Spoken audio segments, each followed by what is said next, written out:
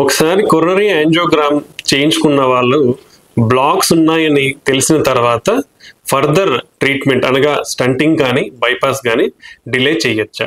ఇది చాలా ఇంపార్టెంట్ అండి. Because it is life saving advice. ఒకసారి కొరోనరీ యాంజియోగ్రామ్లో క్రిటికల్ బ్లాక్స్ అని ఉన్నాయని తెలిసినప్పుడు, అంటే క్రిటికల్ బ్లాక్స్ అంటే ఎప్పుడు ఉంటామంటే more than 70%, particularly more than 70% అనేది క్రిటికల్ బ్లాక్స్ అనమాట. ఈ క్రిటికల్ బ్లాక్స్ ఉన్న వాళ్ళు ఏ నిమిషం కూడా ఆలస్యం చేయకుండా ఇమీడియట్గా, డిపెండ్స్ ఆన్ ద బ్లాక్స్, అంటే 1 బ్లాక్ ఉందా, 2 బ్లాక్స్ ఉందా, 3 బ్లాక్స్ ఉన్నాయా, లేదా మల్టిపుల్ బ్లాక్స్ ఉన్నాయా అనే కండిషన్ బట్టి స్టంటింగ్ కానీ బైపాస్ కానీ చేయించుకోవాల్సిన అవసరం ఉంటుంది. సో ఇలా క్రిటికల్ బ్లాక్స్ ఉన్నవాళ్ళు ఏమాత్రం కూడా నెగ్లిజెన్స్ కానీ చేయకుండా ఇమీడియట్గా స్టంటింగ్ కానీ బైపాస్ కానీ చేయించుకుంటే ప్రాణాన్ని కాపాడుకున్న వాళ్ళు అవుతారు. ఎందుకంటే ఒకసారి క్రిటికల్ బ్లాక్స్ ఐడెంటిఫై చేసిన తర్వాత హార్ట్ అటాక్స్ ఇమీడియట్గా ప్రజెంట్ అవ్వడం అనేది చాలా మందిలో చూస్తూ ఉంటాము. సో డిలే చేసిన వాళ్ళు మేము పర్టికులర్లీ లైవ్ ఎగ్జాంపుల్స్ కొన్ని చెప్తాను.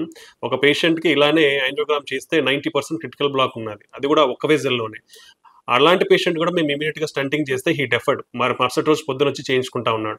బట్ మరుసటి రోజు పొద్దున పేషెంట్ చనిపోయి వచ్చారు. సో ఇలా చాలా జరుగుతూ ఉంటాయి. సో ఒక్కసారి యాంజియోగ్రామ్లో క్రిటికల్ బ్లాక్స్ అనేది ఐడెంటిఫై చేసిన తర్వాత ఏ నిర్లక్ష్యం కానీ చేయకుండా ఇమీడియట్గా స్టంటింగ్ అనేది వేయించుకుంటే మీ ప్రాణాన్ని కాపాడుకున్న వాళ్ళు అవుతారు.